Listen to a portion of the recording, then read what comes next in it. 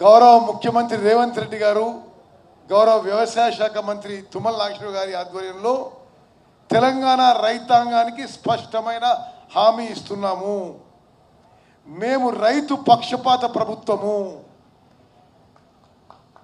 ప్రభుత్వం దగ్గర డబ్బులు ఉన్నా లేకున్నా, గతంలో పరిపాలించిన వాళ్ళు రాష్ట్రాన్ని అప్పుల్లో ముంచిపోయిన రైతుల విషయంలో, వ్యవసాయ విషయంలో ఈ ప్రభుత్వానికి మీరే నెంబర్ 1 ప్రయారిటీ అని చెప్పి నేను మనం చేస్తున్నా.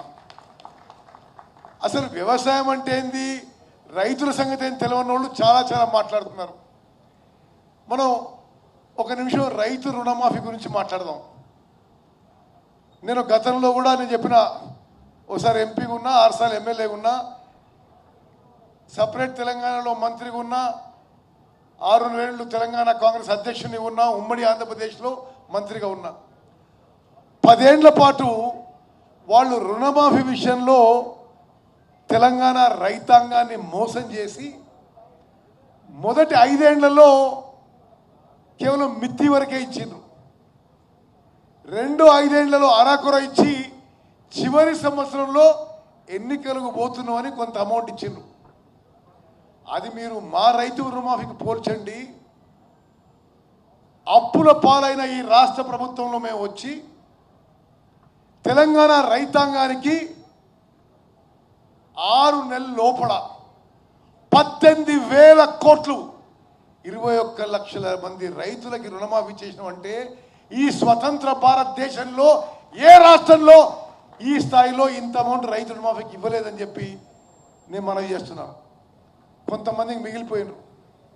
తప్పనిసరిగా మేము గౌరవ ముఖ్యమంత్రి గారిని రిక్వెస్ట్ చేసినాం, మిగిలిపోయిన వాళ్ళకు కూడా రైతు రుణమాఫీ చేయాలని. వారు రేపు దాని విషయంలో ప్రకటన చేస్తారని చెప్పి మా సంపూర్ణ నమ్మకం, విశ్వాసం.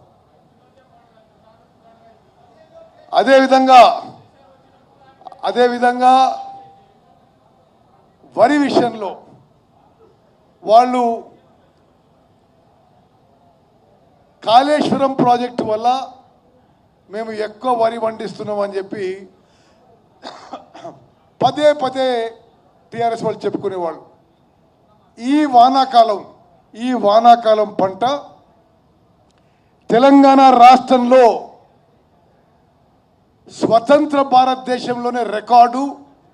ఉమ్మడి ఆంధ్రప్రదేశ్లో కూడా ఇంత వరి పంట పండలేదు.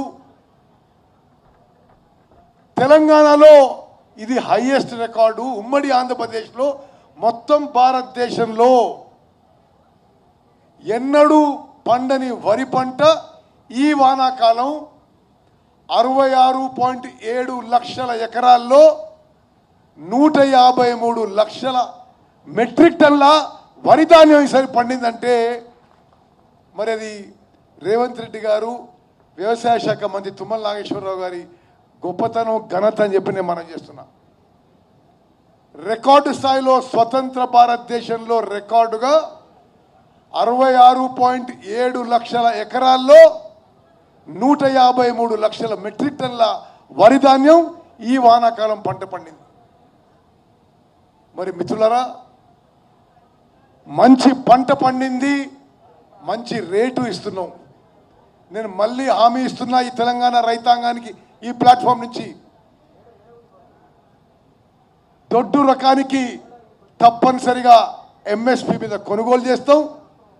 సన్నాలకి ఎంఎస్పి మీద 500 బోనస్తో కొనుగోలు చేస్తామని చెప్పి మనం చేస్తున్నాం.